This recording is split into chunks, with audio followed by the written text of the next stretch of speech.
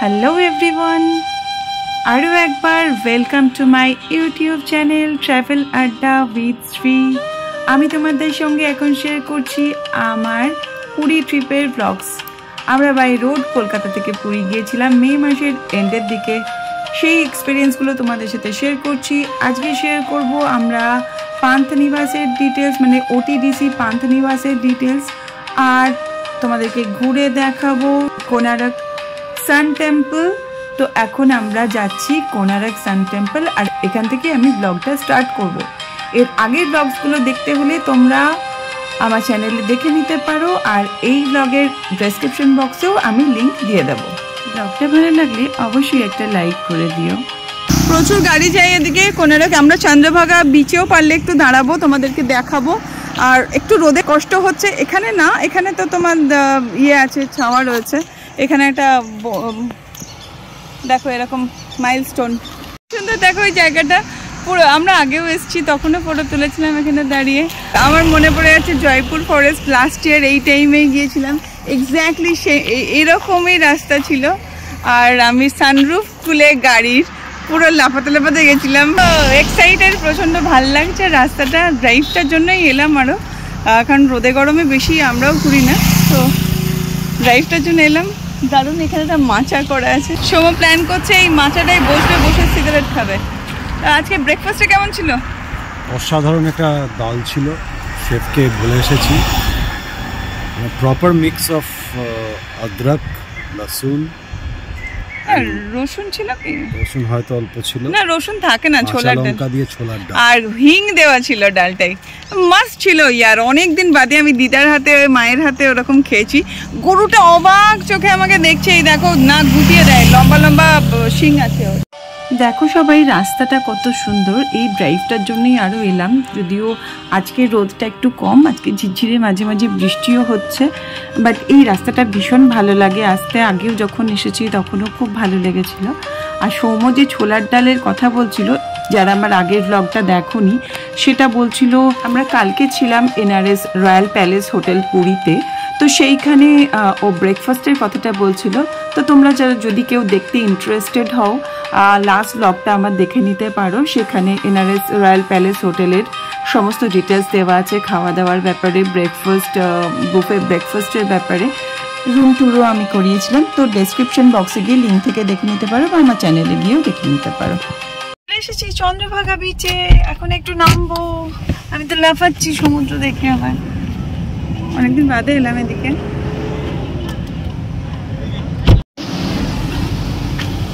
এই বিচটাও খুব সুন্দর, বাট এটাতে অত মানে ভিড় হয় না বিচের মতো। ছোট্ট বিচ, আর সমুদ্রের ধারে এরকম দোকান রয়েছে। এই টুপিটা কিনলাম 100 রুপিস দিয়ে, সাদা, ভালো দেখতে না? Welcome to Konark notified area. ঢুকছি আমরা, এখনও কিছুক্ষণের ড্রাইভ রয়েছে আরও, তো মন্দির পর্যন্ত। তো তার আগে একটা কথা বলে দিই, আমি আমার ফার্স্ট ব্লগে, পুরীর ফার্স্ট ব্লগ যেটা, সেই ব্লগে আমি দিয়েছি কলকাতা থেকে কিভাবে আমরা পুরী গেলাম বাই রোড, মানে গাড়িতে করে যাওয়ার সময় রোড কন্ডিশন কেমন ছিল, কটা টোল পড়েছে, কত কত টোল চার্জেস, সমস্ত ডিটেলস দিয়েছি। কেউ যদি ইন্টারেস্টেড হও, ভাবো কেউ যদি গাড়ি নিয়ে যাবো কলকাতা থেকে পুরী, ব্লগটা দেখে নিতে পারো। সেটার লিঙ্কও আমি এই ব্লগের ডেসক্রিপশন বক্সে দিয়ে দিচ্ছি, বা আমার চ্যানেলে গিয়েও দেখে নিতে পারো। রাস্তা বন্ধ এখানে, আমরা ওই গলির মধ্যে পার্ক করে এলাম গাড়ি। এই দাঁড়া না, দৌড়াস না ভাবি, দৌড়াস না। আমরা ওই গলির মধ্যে পার্ক করে এলাম, কেন কি রাস্তাটা বন্ধ আছে, সেই কারণে। দিয়ে আমরা এখন হন্টন দিয়ে যাচ্ছি কোনারক টেম্পলে। দেখো এখানে কত দোকান, এখানে তোমরা জিনিস কেনাকাটা করতে পারো, দাম মোটামুটি রিজনেবল। দেখো নারকলের ইয়ে দিয়ে তৈরি।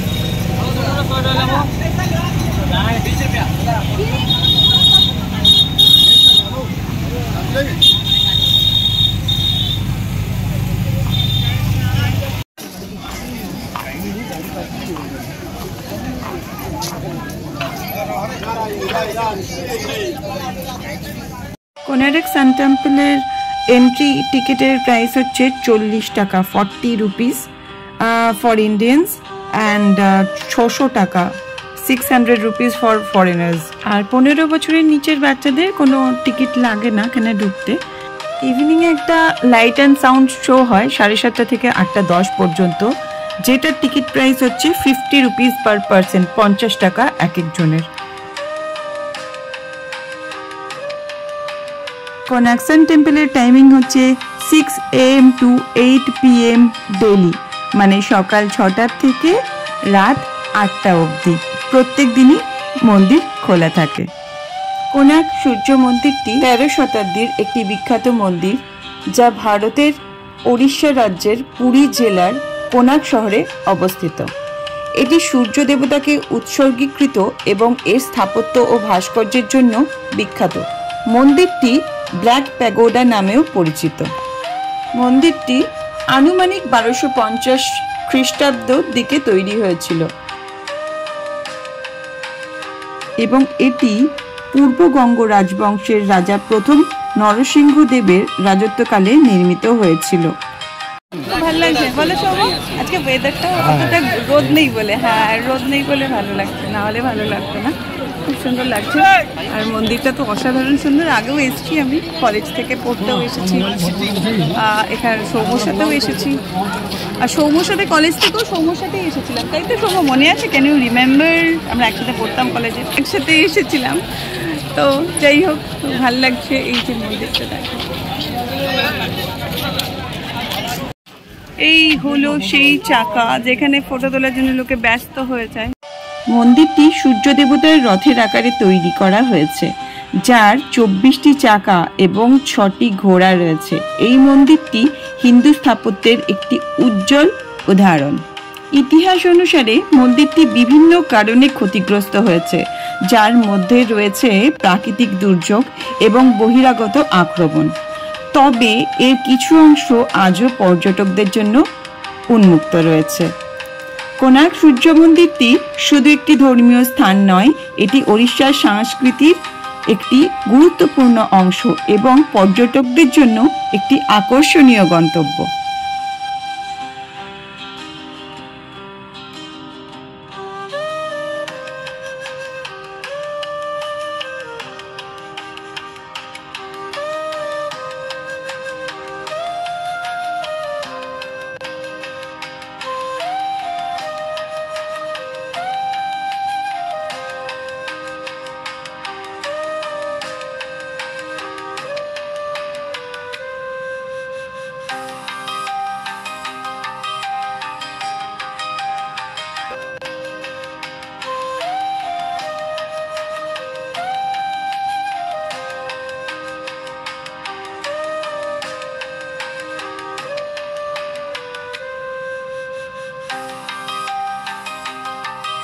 হয়ে গেল, এবার চলে যাচ্ছি। এখানে বেশ ভিড় আছে, ভালো অনেকেই আসে। 40 রুপিস হচ্ছে ইন্ডিয়ানদের জন্য টিকিট, ফরেনারদের জন্য কত 500 না 600 বললে? 600 ফরেনারদের জন্য। তো আমরাও যখন বিদেশে বেড়াতে যাই আমাদের কাছ থেকেও বেশি টাকা নাই ভাই, তো আমরা কেন নেব না? তো এখন নেক্সট গন্তব্য আমাদের আরেকটা হোটেলে আজকে চেক ইন আছে, সেখানে যাব। 10টায় চেক ইন টাইম ছিল, তো সেখানে তো 10টায় যেতে পারিনি, এখানে চলে এলাম। এবার যাব, ওয়েদারটা খুব ভালো আজকে। তো যেদিক দিয়ে এক্সিট করালো ওর সামনে হচ্ছে এরকম নবগ্রহ মন্দির, আর এদিক দিয়ে সোজা বেরোলে মেন রোড। নবগ্রহ মন্দিরে গেলাম না, কারণ আমি ব্রেকফাস্টে ননভেজ খেয়েছি, তো আমি যাব না কোনো মন্দিরে। ওখানে গেলে পুজো দিতে হবে, ছোঁয়া নাড়া হবে। এখন মন্দিরটা বাইরে থেকে দেখে প্রণাম করে চলে এলাম। আর এখন আমাদের পান্থনিবাসে, ওখানে তো গোল্ডেন বিচটা খুব সুন্দর, যাব। এখান থেকে আবার 1 ঘন্টার ড্রাইভ ফেরাটা। কোনারক থেকে বেরোলাম, এত গরম লাগছে দেখো। এখানে ওয়েট টিস্যু রেখে দিয়েছি, আর যদিও রোদ নেই কিন্তু ভীষণ গরম। মানে আমার জাস্ট দেখো এই জায়গাগুলো না জ্বলছে, রোদ নেই কিন্তু হিউমিডিটি প্রচন্ড বেশি, আর তার সাথে হয়েছে কি, এই রোদ লাগলে আমার এই জায়গাগুলো মলদ্বীপ থেকে আসার পর থেকে দেখছি এই জায়গাগুলো জ্বলছে, এই দুটো সাইড। তো এখন আমার হেভি রকম জ্বলুনি হচ্ছে। তো ওয়েট টিস্যু দিয়ে মুখ মুছে আরেকটা টিস্যু এরম গলায় দিয়ে রাখলাম, সৌমকেও দিয়ে দিয়েছি একটা, কারণ ওরও আরাম হবে একটু ওই জন্য। আর এবার আর অসুবিধা নেই, এসিতে উঠে গেছে, এবার আস্তে আস্তে শরীর ঠান্ডা হয়ে যাবে। তো যাই হোক, ওয়েদারটা ভালো, তারপরেও এইরকম হিট। তো ঠিক আছে, এবার আমরা হোটেলে যাচ্ছি। নেক্সট হোটেল আমাদের পুরী পান্থনিবাস, দেখাবো তোমাদেরকে গিয়ে, সাথে থাকো, দেখতে থাকো। কাছাকাছি আর 1 মিনিট লাগবে, 200 মিটার দেখাচ্ছে। আগেও আমরা ছিলাম এখানে জমিনদারের পাশে, এই বাঁদিকে নীলাদ্রি বিচ, এখানে এই ঢুকে গিয়ে ডান দিকে হচ্ছে, সামনে হচ্ছে জমিনদার, আর ডান দিকে হচ্ছে মানে রাইট সাইডে হচ্ছে বাঁদিকে মেফেয়ার। আমরা জমিনদারেও আগে একবার ছিলাম এসে, এই এসে গেছি। এখানে অনেক জায়গা, পার্কিং এরও জায়গা অনেক। সানফ্লাওয়ার, ওইটা হচ্ছে নিমন্ত্রণ। ও আচ্ছা, দ্যাট ইজ নিমন্ত্রণ। আস্ক देम নো পার্কিং, এখানে রেখে দিয়ে ওদেরকে জিজ্ঞেস করে এসো, ওরা বলে দেবে জিনিসটা। তো আমরা এখন রিসেপশনে যাব, তারপরে টিডিসি পান্থনিবাসে আমরা চেক ইন করলাম। এই যে লিফট, আর আমাদের রুমটা হচ্ছে ফার্স্ট ফ্লোরে, সো আমাদের লিফটের কোনো দরকার নেই। এটা লিফট লবি দিয়ে এসে 108 রুম নাম্বার ঢুকলাম। কী কী আছে তোমাদেরকে দেখিয়ে দিই রুমে। আর ঢুকে এখানে একটা ক্যাবিনেট রয়েছে বড় মতো, যেখানে প্রচুর জায়গা। আমার ব্যাগ রাখা হয়ে গেছে অলরেডি, হ্যাঙ্গার রয়েছে, দেখো অনেকটা জায়গা এবং অনেকটা বড়। এটা খুব দরকারি একটা জিনিস। আর এখানে একটা ছোট মানে সাজার জায়গা বলতে পারো, বা চেঞ্জিং রুম টাইপের। এখানে একটা ফুল সাইজ মিরর রয়েছে। এটা একটা আলাদা সেপারেট রুমের মতো, ঠিক আছে, মানে মেন রুমের সাথে কোনো বেডরুমের সাথে কোনো ইয়ে নেই, মানে ডোর নেই ঠিকই, কিন্তু আলাদা। আচ্ছা, এবার আমি ঢুকছি বেডরুমে। এই হচ্ছে বেড সাইজ, দেখো কিং সাইজের বেড, আরামসে 3 জনের হয়ে যায় এই বেডে। এবার বেডে প্রথমে বেডটাই তোমাদেরকে দেখাই। আচ্ছা, এখানে হচ্ছে মসকিউটো অয়েল, দেখে নাও। বেড সাইড টেবিল, দুটো কমপ্লিমেন্টারি জলের বোতল, ওডিডিসির লেখা আছে। এখানে ল্যাম্প, এখানে হচ্ছে চার্জিং পয়েন্ট রয়েছে। বেড সাইড টেবিল, দুটো পিলো দিয়েছে। আর এদিকে হচ্ছে দেখো একটা টিভি প্যানেল, কাঠের বড় একটা টিভি। এখানে জলের বোতল, এটা মিনারেল ওয়াটার নয়, এটা নর্মালি এমনি অ্যাকোয়াগার্ডের জল। এখানে চা, দুধ, কফি, চিনি আর কাপ রয়েছে, 2 রকমের গ্লাস, 4টে রয়েছে গ্লাসেস। আর দেখো সেটটা বক্স। এই এখানে একটা ফ্লাওয়ার পট রয়েছে, এটা আলাদা করে একটা জায়গা, এখানে তোমরা লাগেজ রাখতে পারো। আই হোপ আমরাও এখানেই লাগেজটা রাখবো, আর তো কোনো জায়গা দেখছি না এখানে রুমে, আর নাহলে ফ্লোরে রাখা যায়। আচ্ছা, এই ওয়ালটা দেখো পুরো টাইলস বসানো, ওয়ালটা ভালো, বেশ সুন্দর পরিষ্কার। আর এই রুমগুলো মনে হয় নতুন করে করা হয়েছে, আগে ছিল না। আর হেডবোর্ডটাও খুব সুন্দর। এদিকে হচ্ছে বেডসাইড টেবিল, ফুড মেনু আমি পরে দেখিয়ে দিচ্ছি। ইন্টারকম সেম, এখানেও একটা লাইট, না এই লাইটটা এখন অন হচ্ছে না, এখান থেকে অন, ওকে অন হয়ে গেছে। আচ্ছা, এখানে দেখো দুটো সুন্দর সোফা, বসার জায়গা, প্লাস এখানে একটা টেবিল, তোমরা খাবার খেতে পারো এখানে বসে আরামসে, বেশ সুন্দর লাগছে।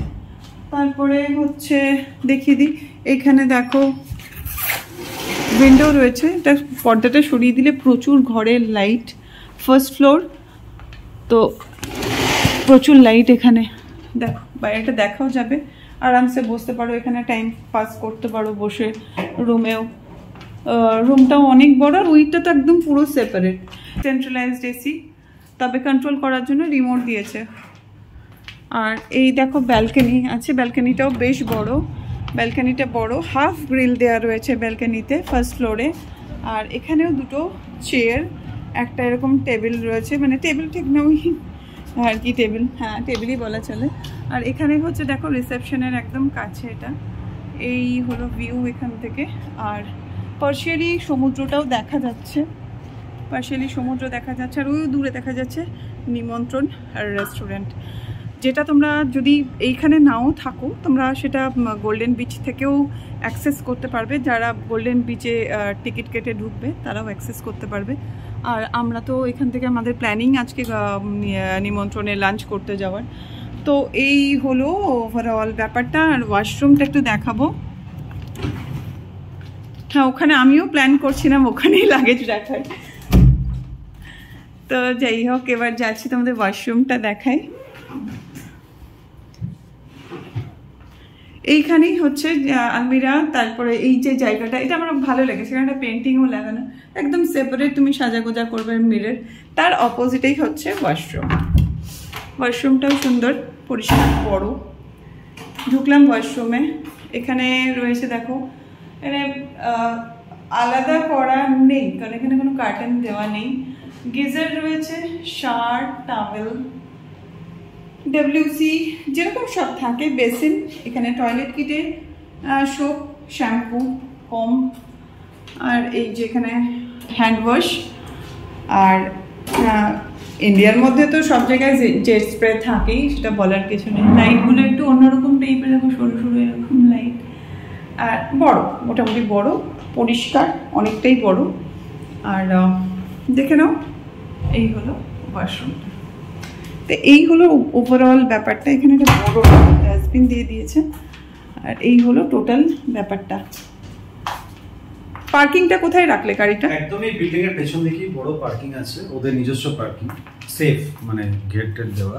আর এই হোটেলের স্ট্রাকচার হচ্ছে আমাদের আগে যে পুরোনো বিল্ডিংটা আছে রিসেপশনের ওই দিকটায়, সেখানে বেসিক রুমগুলো আছে ওদের। আর এই নতুন যে বিল্ডিংটা বানিয়েছে এখানে নিচে হচ্ছে এক্সিকিউটিভ, উপরে দেখলাম সুইটস আছে। আচ্ছা, তো নতুন আপগ্রেডেড রুমস গুলো এই বিল্ডিং এ দিয়ে দিয়েছে। আর পুরোনো যে বিল্ডিং ছিল ওখানে বেসিক ক্যাটাগরি রুম গুলো। হ্যাঁ, বাট ওই রুমগুলোর সাইজও বড়, আমি আগে একবার ছিলাম। বড়, হ্যাঁ, শুধুমাত্র বিল্ডিংটা পুরোনো হয়ে গেছে, অ্যামেনিটিজ হয়তো একটু কম থাকবে, এই যে ডিফারেন্স। হ্যাঁ, আর পার্কিংটা বলছো পাশের বিল্ডিং এ, একদম এই বিল্ডিং এর পেছনেই। ভেতরেই গাড়ি রাখতে দিত লাস্ট টাইমও যখন এসেছিলাম। এখন হ্যাঁ ভেতরে যেহেতু মানে গার্ডেন, আর অনেক গাড়ি রাখলে তো এখানটা ভর্তি হয়ে যাবে, সেজন্য ভেতরে গাড়ি রাখতে দেয় না। ওই সম্ভবত এই বিল্ডিং এর পেছনে পার্কিং আছে, সেটা অনলি ফর মানে এইখানকার যারা আছে তাদের জন্য, তাই তো? ওটিডিসি নিজস্ব পার্কিং। হ্যাঁ, ওটিডিসি নিজস্ব পার্কিং। আমি পার্কিং এ যাইনি, আমি লাগেজ নিয়ে রুমে চলে এসেছিলাম। তো এই হচ্ছে ব্যাপার। পুরোনো বিল্ডিং এ আমরা ছিলাম, রিসেপশনের পাশের যে বিল্ডিংটা ওখানে আমরা আগে একবার ছিলাম। রুমগুলো কিন্তু খুব বড়, ওখানেও রেনোভেশন চলছিল, তখন এই বিল্ডিংগুলো তৈরি হয়নি। তো ভালোই হয়েছে, এটা নতুন দেখেই বোঝা যাচ্ছে, পরিষ্কার পরিচ্ছন্ন, একদম নতুন বিল্ডিং। আর অনেকটা বড়, অনেকটা বড়, ওটাই ভালো। তো এই গেল ওভারঅল ব্যাপারটা। তোমাদের কেমন লাগলো অবশ্যই জানিও। OTDC room. আমরা লাঞ্চে যাচ্ছি, লাঞ্চে যাব হচ্ছে নিমন্ত্রণে। নিমন্ত্রণটা দেখালাম তোমাদেরকে রুম থেকে, ওটা হচ্ছে নিমন্ত্রণ। দেখো কি সুন্দর সানফ্লাওয়ারগুলো, সবই ভালো, কিন্তু হোটেলে ওয়াইফাই নেই, আমার খুব অসুবিধা হচ্ছে কাজে। আমি ভাবছিলাম এখানে এসে ব্লগের ব্যাপারটা কিছুটা এগিয়ে নিতে পারবো, যেটা আমার হেডেক হয়ে গেল, কারণ যাই হোক আর কি করা যাবে এখন। এই দেখো কত বড় টর্টাইজ, এই দেখো, এটা আমার ভাইয়ের ছেলে দেখলে খুব মজা পেত, এত বড় টার্টেল। এই দেখো আমাদের রুম, এটা দেখা যাচ্ছে বোগেনভেলিয়া। এই কি সুন্দর মিষ্টি দেখতে।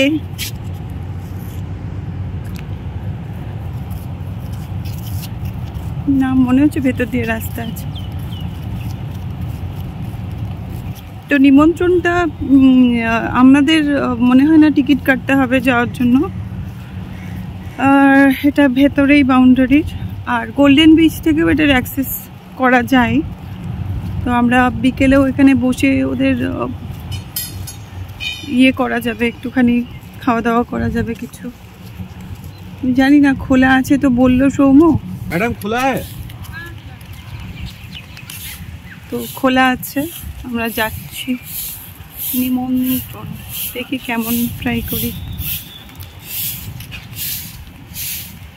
ওপেন, বাইরে থেকে বোঝা যাচ্ছে না। আর থ্যাংক ইউ। আপস্টেয়ার্স।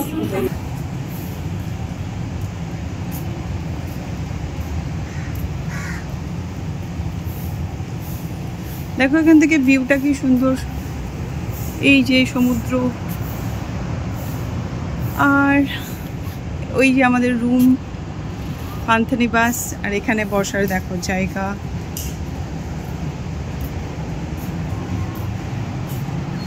আর এটা হচ্ছে ভেতরে বসার জায়গা।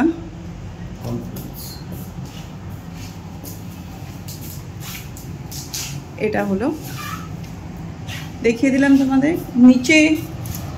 নিচে রয়েছে, নিচে বসার জায়গা রয়েছে। এখানে এখন ভালো লাগছে আবহাওয়াটা, যেহেতু মেঘলা হয়ে আছে, ভালো লাগছে বেশ।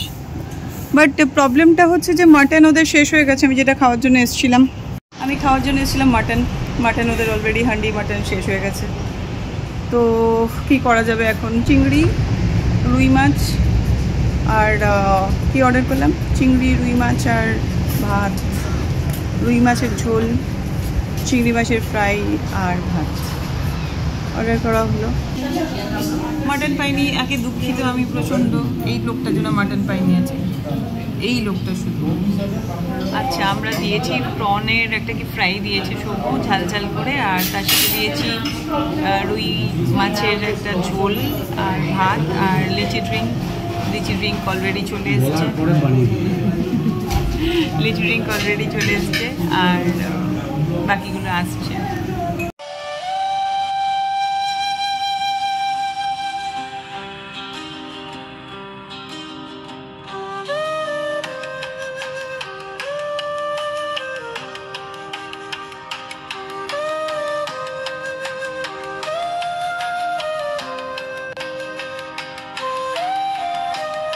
রুই মাছের ঝোলা, মানে রুই মাছের ঝোল, রাউন্ড পিস, এই যে, আর ভাত, আর চিংড়ি ফ্রাই, তাই তো? চিংড়ি ফ্রাইটা বলেছি 8 পিসেস থাকবে। দেখা যাক, টেস্ট করে বলছি। চিংড়িটা দেখো, কাছ থেকে দেখাচ্ছি। আর চিংড়ির সাইজটা হচ্ছে এটা, মিডিয়াম সাইজের, ঠিক আছে, বেশ ভালো। ওর মধ্যে দিয়েছে ভেজিটেবলস, কিছু টমেটো আর আছে না, পেঁয়াজ। তাহলে এবার সৌম্যব্রত বলবে যে কেমন ছিল খাবারটা। Menu is too much limited, 4-5টাই চয়েস ছিল। তার মধ্যে চিংড়িটার আমার প্রিপারেশন ভালো লেগেছে, সত্যি ভালো লেগেছে। বাকি মাছ, রাইস, মকটেলস অত স্ট্যান্ডার্ড কিছু না। চিংড়িটা ওয়াজ টু গুড, অসাম। আমারও তো সেটাই ধারণা ছিল, কারণ আমি মাটন খেতেই এসেছিলাম এখানে, হান্ডিটা তো ওটা ছিল না, তার জন্য চিংড়িটা ভালো ফ্রেশ ছিল চিংড়িটা। আর একটা জিনিস, প্রিপারেশনটাও ভালোই করেছিল, খারাপ করেনি, তাই তো? আর কিন্তু মানে আই এম নট হ্যাপি। এত লিমিটেড মেনুতে চুজ করা মুশকিল, খুব কম জিনিস ছিল খাবার, এটা খুব কম অপশনস, খুব কম মেনু, খুব লিমিটেড। পান্থনিবাসের খাবারও ভালো, ওখানে রাত্রিরে খাবো।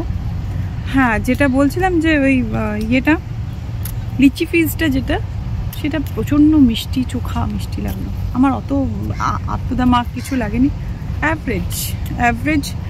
আচ্ছা, টোটাল বিল কত হয়েছিল? 800 রুপিস হয়েছে বিল। আমি দেখিয়ে দেবো তোমাদেরকে কোনটা কত প্রাইস, দেখিনিও তো আমি, না দেখি অর্ডার করেছি। তো যাই হোক, পান্থনিবাসে ট্রাই করবো রাত্রিরে, কিংবা বাইরে বেরিয়ে কোথাও, সেটা তোমাদেরকে দেখাবো। আর নিমন্ত্রণের রিভিউ আমার কাছে এক্সট্রাঅর্ডিনারি কিছু না, ঠিকঠাক, এরকম অ্যাভারেজ খাবার অনেক রেস্টুরেন্টেই পাওয়া যায় এখানে। এই হলো নিমন্ত্রণ রেস্টুরেন্টের বিল। সাদা ভাত ছিল 70 রুপিস, প্রন ভাজা 380 রুপিস, রুই মাছা ঝোল মানে রুই মাছের ঝোল 220 রুপিস এক প্লেটের দাম। এবার এটাতে 2 পিস ছিল রুই মাছ, আর লিচি ফ্রিজ 80 রুপিস একটার দাম। তো এই হলো বিল, টোটাল হচ্ছে 788 রুপিস উইথ ট্যাক্স। তোমাদেরকে পুরী ওটিডিসি পান্থনিবাসের পার্কিংটা দেখিয়ে আমি আমার এই ভ্লগটা শেষ করব। আবার বাকি ডিটেলস আমি পরের ভ্লগে দেবো, কারণ এই ভ্লগটা অনেকটা বড় হয়ে যাচ্ছে।